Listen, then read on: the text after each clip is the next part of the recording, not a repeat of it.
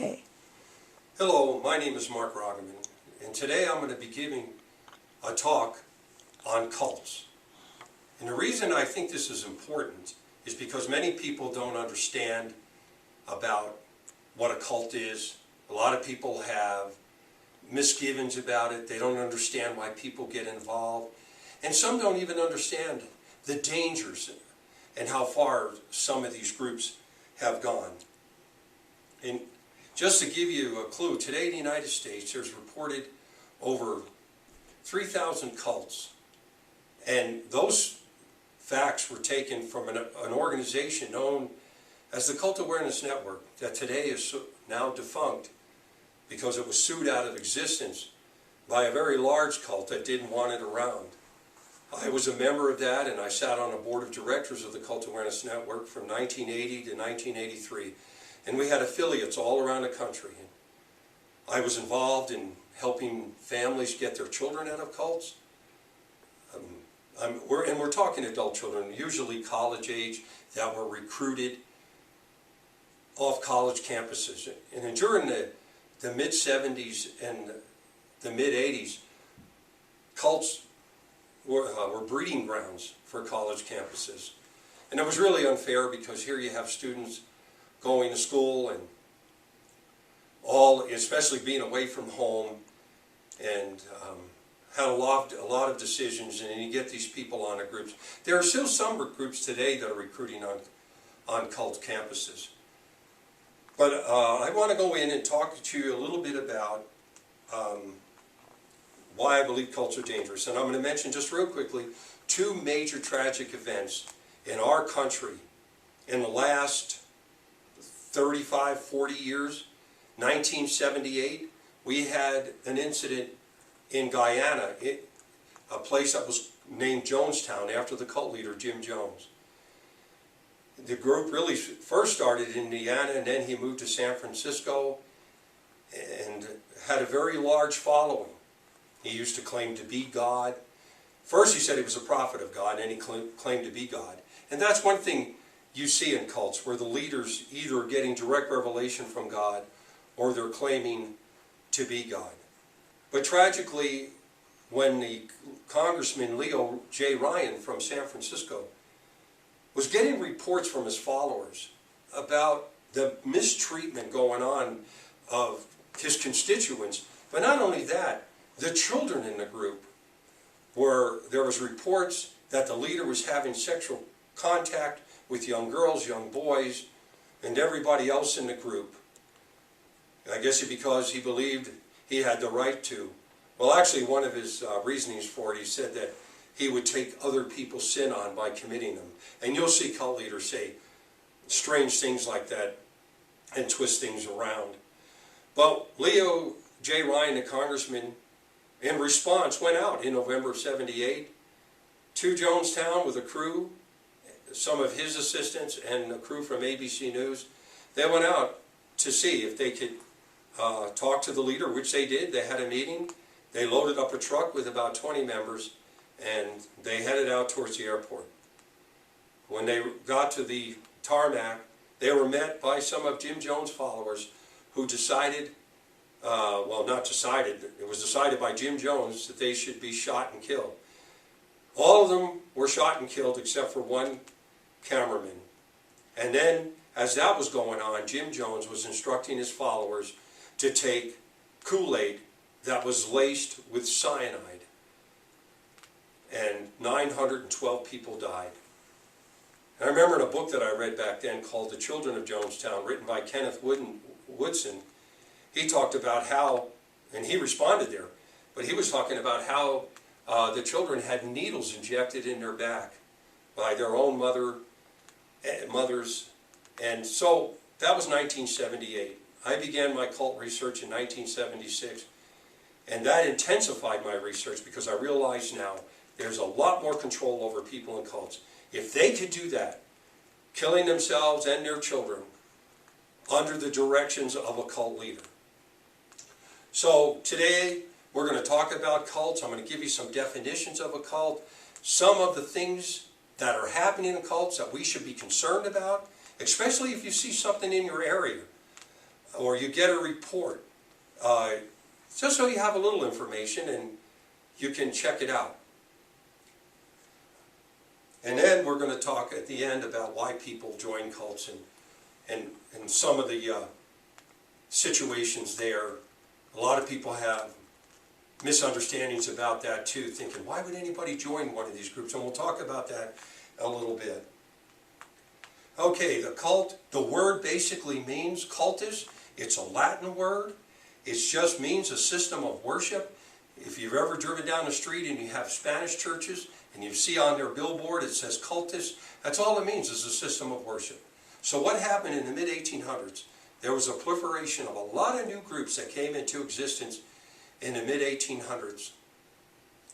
And a lot of religious groups that were that different, they were basically the same in doctrine, but they had different practices. They were called sects. So the people back then decided, the leaders I guess, decided that any group that claimed to be Christian and denied the basic tenets of Christianity, they would call a cult. That was the first meaning that was poured into that word. And this is the Christian definition which I just gave. The essentials of Christianity: the deity of Christ, the Trinity, the physical resurrection, salvation by faith alone. That's one thing a lot of cults don't teach. By salvation by faith alone, you have to work for it. And of course, the cult leaders set up, the standards for that, and nobody can ever meet them. A sociological definition, which was given by Louis Jolly and West and Mike Langoni, found in an article on the International Cult Study Association page: a group or a movement exhibiting great or excessive devotion or dedication to some person, idea, or thing, and employing unethically manipulative techniques of persuasion and control designed to advance the goals of the group's leaders, to the actual or possible detriment of the members, their families, and the community. And let me tell you, there's a lot of detriment to the members and the manipulation. A lot of these groups lie to people when they recruit them. They use techniques, sleep deprivation, even controlling what foods they eat, low protein foods.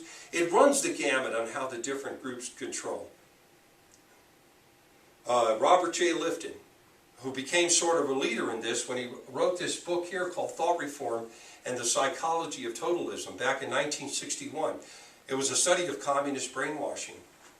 And he even had a few chapters in Hitler in here. And in chapter 22 of this book, he outlined 8 criteria that he believed that any human being, if all 8 were present, they could be totally under the control and their thoughts be totally changed by the structure that is caused by these 8 steps. This was another book he wrote, Destroying the World to Save It. That's an ideology of a lot of cults. This book talks about Shiriko, which means the supreme truth. And there was a group in Japan where the leader believed he was Jesus Christ. He had his followers go out, put sarin gas in the subway system, and there was a number of people who died, and a lot became very critically sick. It could have been worse, experts say, if they weren't really experts on how to release the sarin gas. Thank God for that. Here's Lifton's steps. This is the milieu control. Now I gave you guys handouts, and in the handouts is going to be these 8 steps in the definition. I'm not going to have time to go through them. I'm just going to state it real quick what each one is. Milieu control is the control of the environment. Mystical manipulation, where things are set up and planned to appear that they're spontaneous. Of course, all the cults have a demand for purity. Confession, where people confess things to the cults they shouldn't, and a lot of times those things they confess are used against them. The sacred science, they have the sacred science. Loading the language, all groups have their own language system. They use terms, it's English, but terms and phrases that set off an entire doctrine in people's minds. So if you read that handout, you'll be able to read this. And a doctrine over the person. That means no matter what the experience is, if it differs from the doctrine will always take precedent. And the dispensing of existence, that's the we-they mentality, which dispensing of existence, that goes from, like in this book, where they justify killing people because they believe they have the supreme truth. and they're going to eliminate the world of the evil and the bad. And they believe it's justified. I think we see a lot of that today in the ISIS situation. Okay, real quick, this is Tony Alamo. He had a cult for a lot of years called the Alamo Foundation, named after him. He was having multiple wives. The problem was his wives were 10 and 12 years old. They finally raided the camp back in 2007. Today, thankfully, Mr. Alamo's in jail. A lot of child abuse in this group, obviously a lot of sexual abuse, and parents believed it was okay for the leader to do this. And that's hard to believe sometimes, but you realize how complete the control is. This here is Wayne Bent. He was a cult leader of a group called Strong City. I'm here in Colorado, and this was right on the border of Colorado and New Mexico. His real name was Michael Trevesa, but he was arrested, and 3 children that he allegedly sexually assaulted were taken from the compound. This is another group, real quick. This is David Mosesberg. This group abused children also, and you see this across the line, all these groups. A lot of discipline that's extreme and excessive. Children have even died from it. This guy here was a sexual predator. He had sex with a lot of the children in the group. On the bottom here you see a picture of Celeste Jones, who's a little older now than in this picture. She's talking about a film that she did for the leader. The followers were instructed to do sexual suggestive films for the leader. And now we're going to talk real quick about what kind of people join cults. And research indicates that approximately 2/3 of those who have joined cults came from functioning families or demonstrating age-appropriate behavior around the same time they entered the cult. I worked with a lot of people that have come out of cults, and this is so true. Very smart. It says the majority of adolescents come from middle-class backgrounds, fairly well-educated families.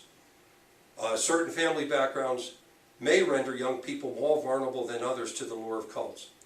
Cults offer instant, simplistic, and focused solutions to life. And in times of stress, this is the big one. People have times of more vulnerability than others. Times of stress such as death in the family, divorce, away from home for the first time, transition times in life. Times that most human beings feel overwhelmed by the sheer number of choices he or she needs to make. The amount of conflicts going on in this complex world. Now this came from, all this information came from this book here called Cults in Our Midst by Margaret Singer and Janja Lalich. Very excellent book if you want to follow up some more on this subject. And here says a little bit too, Jeannie Mills, who was a member of the Jonestown, she wrote this book about her 6 years that she was in it. And this is what her advice is to you. When you meet the friendliest people you've ever known, who introduce you to the most loving group of people you've ever encountered, and you find the leader to be the most inspired, caring, compassionate, and understanding person you've ever met, and all this sounds too good to be true, it is probably too good to be true. Don't give up your education, your hopes, and your ambitions to follow a rainbow. And there's a picture there of Jeannie and Al Mills. They were found, these two and their 16-year-old daughter were found dead. They were executed in Berkeley. They were helping other ex-members. They started support groups. Investigators believe it was a hitman that was left behind by the Jones group. That was never proven. And these are the references that I used for this presentation. Thank you very much.